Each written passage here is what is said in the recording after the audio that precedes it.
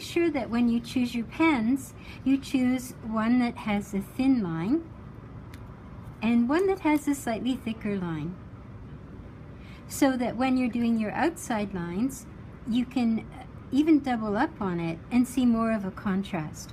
Begin with your parameters, and this, we don't want to be too strong a focus. We want to bring our viewer inside our drawing. So I'm going to make the back wall a thicker line and the outermost wall a thinner line. And my thinking all the way through the inking in is going to be just that. Should this be a thick line or should it be a thin line? And you notice when I'm doing my thicker line, I don't just go once, I go twice. That fills in any gaps. Again, with the marker paper, there are little gaps that happen because it's so shiny and smooth. Your reference picture very near you when you start working on a particular object.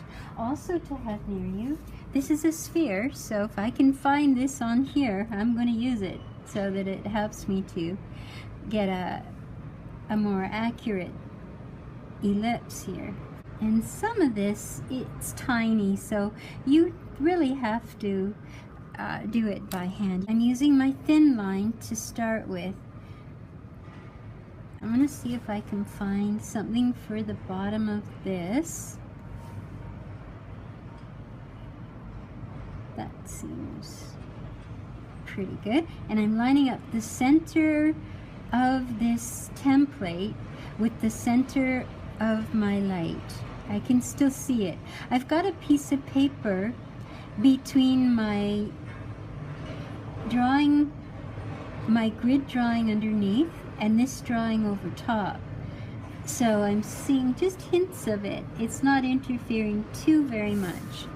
Lining up these center points over this. Drop this down and do it again.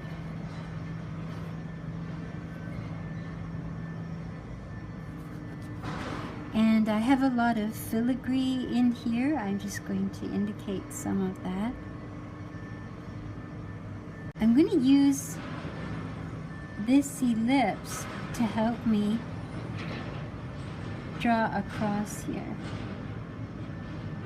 And I'm using a very thin line. I don't want anything too thick here.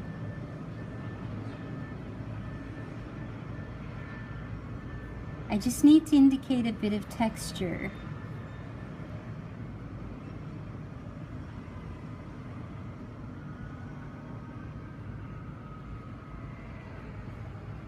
And these come down this way. I'm trying almost to just skim across, not put anything too detailed here. Just skim across.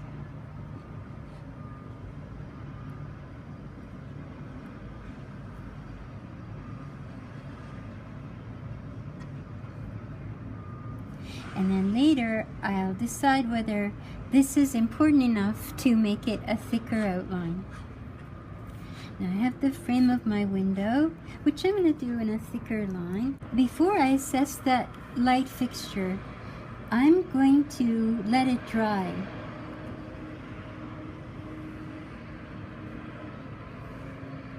As I mentioned, on the marker paper you have a little bit of a problem with that marker drawing fast enough.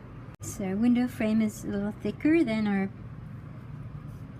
other lines, some of our other lines. I'm going to make this a little darker because that's closer to us. So you kind of follow one thing at a time, but it's the overall impression that matters, not one little thing. So the light was something I was a little bit nervous about, so I'm giving myself a chance to try working on something else before I make any final decisions about it. I'm pretty sure though I want to put a thicker outside line on it now because I've got all that detail on the inside. So remember our window frame, I'm taking it from my fireplace. I liked that so much. So I'm gonna go a little heavier in here, even though it's an inside line. I'm going to make this a thick line. And maybe I'll make the top line a thick line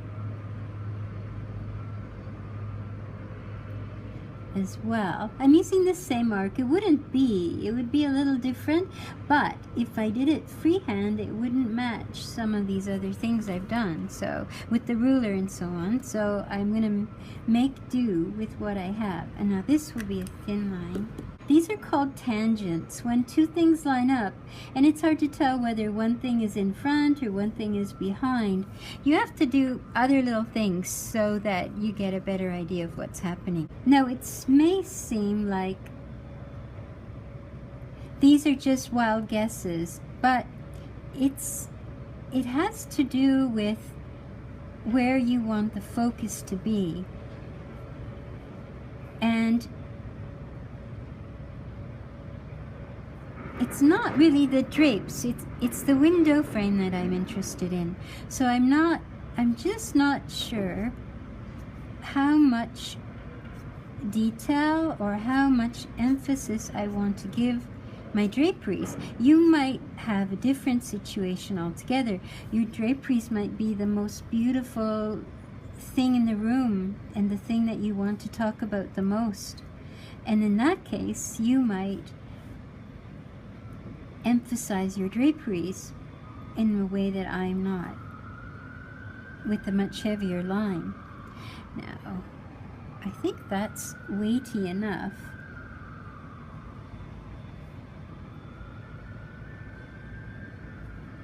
Now remember, we also have the option of leaving some blanks. We don't have to put an outline everywhere. We can have our professional gap if you prefer that. This would be how you would prepare it for rendering, probably.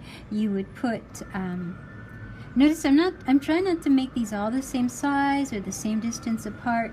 The eye loves contrast, so the more you can vary things in terms of size and amount of detail and so on, the more this will be appealing as a drawing.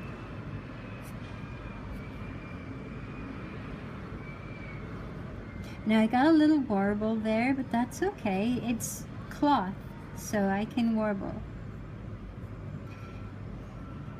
The soft furnishings are what I was most interested in this room, given that it's so very square and pointy with that gable. I wanted to emphasize the curves.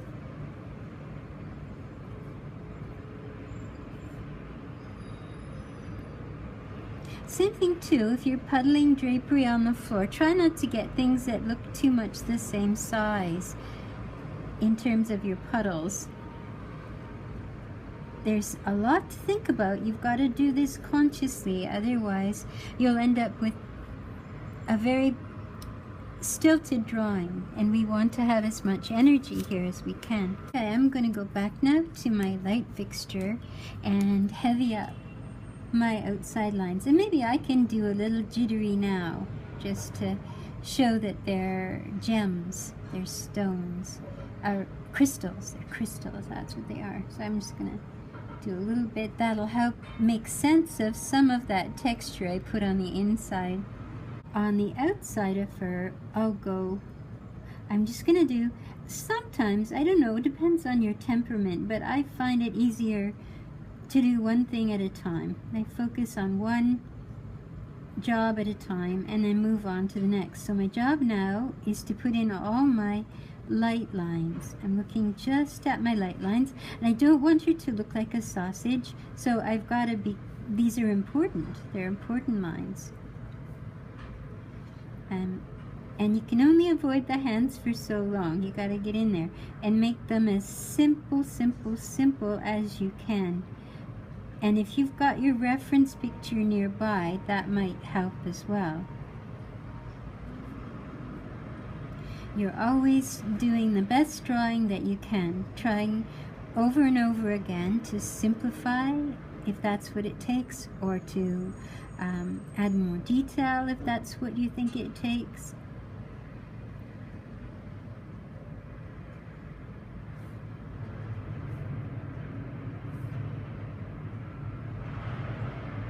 When you're drawing the figure's round, so it's okay to round out your lines. Everything else, we're trying to give it structure and mass, but the figure is organic, very round, so your focus in terms of shape is keeping things on the round side. With the men, with the male figures, you can be a little more angular, and that will be more pleasing.